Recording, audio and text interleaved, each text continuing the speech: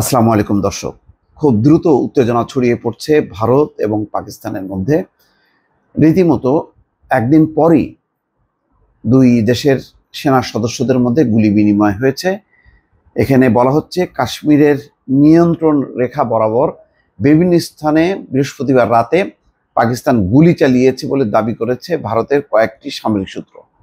এসব সূত্রের ভাষ্য, এই গুলির জবাবে পাল্টা গুলি ছুড়েছে ভারতীয় সেনারা। অর্থাৎ ভারতীয় পক্ষ বলছে যে প্রথমে পাকিস্তানের সেনা সদস্যরা গুলি চালিয়েছে নিয়ন্ত্রণ রেখা বরাবর কাশ্মীরের বিভিন্ন পয়েন্টে। এখানে কোনো হতাহতের খবর পাওয়া যায়নি। একটি সূত্র বলছে নিয়ন্ত্রণ রেখার কয়েকটি স্থানে ছোট আকারে গুলি বিনিময়ের ঘটনা ঘটেছে। পাকিস্তানের তরফে প্রথম গুলি ছোড়া হয়, তাদের এই গুলি বর্ষণের উপযুক্ত জবাব দেওয়া হয়েছে।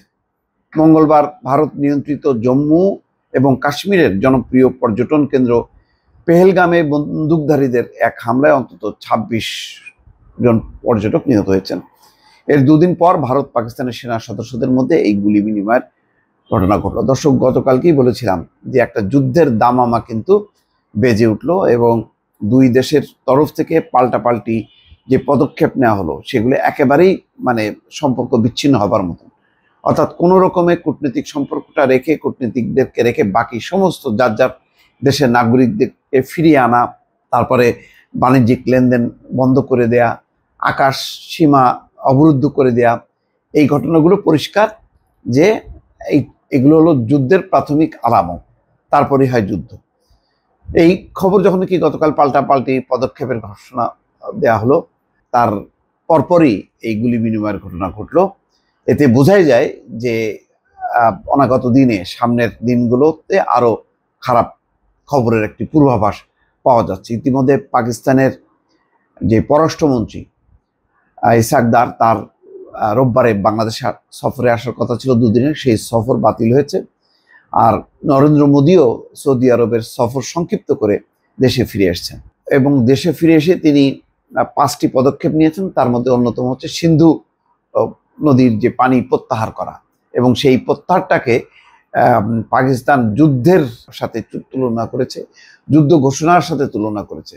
বলেছে বিশ্বব্যাংক মধ্যস্থতায় যে চুক্তি হয়েছে সেটা একতরফা বাতিল করা, এটা হচ্ছে চুক্তিভঙ্গ বা একটা যুদ্ধের ঘোষণার সাথে তুলনীয়। অন্যান্য বিষয়ে পাল্টাপাল্টি সেই পদক্ষেপ নিয়েছে।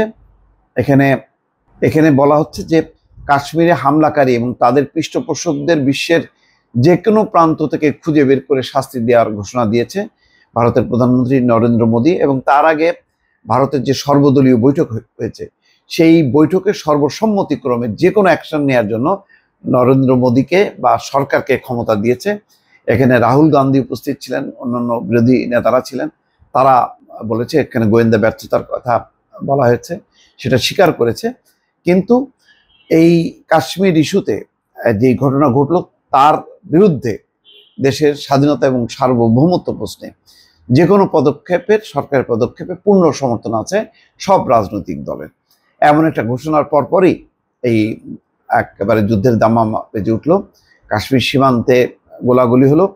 এখন বাকিটা কি হয়, মোটামুটি মোট কথা পুরো অঞ্চল জুড়ে একটা অশান্ত পরিস্থিতি তৈরি হয়ে গেল। দর্শক, ভালো থাকবেন। আল্লাহ হাফেজ।